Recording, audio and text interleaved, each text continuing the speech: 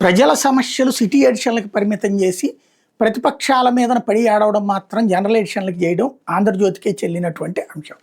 ఇందులో గుణపాఠం నేర్పుతారా, private corporate స్కూల్స్లో ఫీజులు కట్టడానికి కార్యాచరణ ఎప్పుడు, బుక్స్ యూనిఫామ్ విక్రయాలకు చెక్ పడేనా, కోరలేని ఫీజుల నియంత్రణ కమిటీ, ఉపయోగం లేని తల్లిదండ్రుల కమిటీలు, గుర్తింపు పొందిన పాఠశాల జాబితా ప్రకటించేనా, చెత్తబొట్ల విద్యా హక్కు చట్టం ప్రవేశాలు, నిబంధనల ఉల్లంఘనపై బెత్తం పట్టణ విద్యాశాఖ, 4 రోజుల్లో పాఠశాల పునఃప్రారంభం.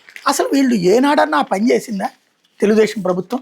కార్పొరేట్ విద్య, ప్రైవేట్ విద్యను ప్రోత్సహించి వాళ్ళు ఇష్టం వచ్చినట్టు ఫీజులు పెంచుకునేటందుకు అవకాశాలు ఇచ్చి అంతా అయిపోయాక ఒక పావలా తగ్గించి అదిగో మేము తగ్గించామని చెప్పింది ఎన్ని సంవత్సరాలు, ఎన్ని దశాబ్దాలు.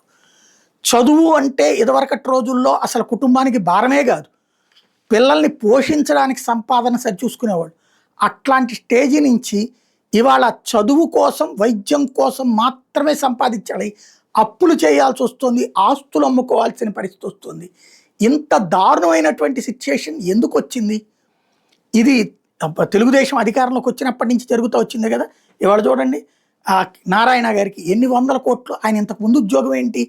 ఇప్పుడు భాష్యం ప్రవీణ్ గారికి ఎక్కడే, అది భాష్యంకి సంబంధించిన రామకృష్ణ గారికి 700 కోట్ల ఆస్తి అధికారికంగా చూపెట్టాడు. దగ్గర 70,000 కోట్ల ఆస్తులు ఉంటాయి. ఎక్కడి నుంచి వస్తున్నాయి ఇవన్నీ కూడా? విద్యార్థుల చెమటే కదా, విద్యార్థుల తల్లిదండ్రుల చెమటే కదా. విజయ్ని చూసి సిగ్గు తెచ్చుకోవద్దు. నిన్నగాక మొన్న అధికారంలోకి వచ్చినోడు ఫీజులు ఎట్లయితారే ప్రతిదానికి ఎంఆర్పి రేట్లు వేస్తున్నారు కదా, ఫీజులకు కూడా బోర్డు పెట్టండి అని చెప్పి ఆదేశించాడు. మనం అతన్ని చూసి నేర్చుకోవాలా, మనల్ని చూసి అతన్ని నేర్చుకోవాలా అన్నది సిగ్గుంటే మన మీడియా రాయాలా?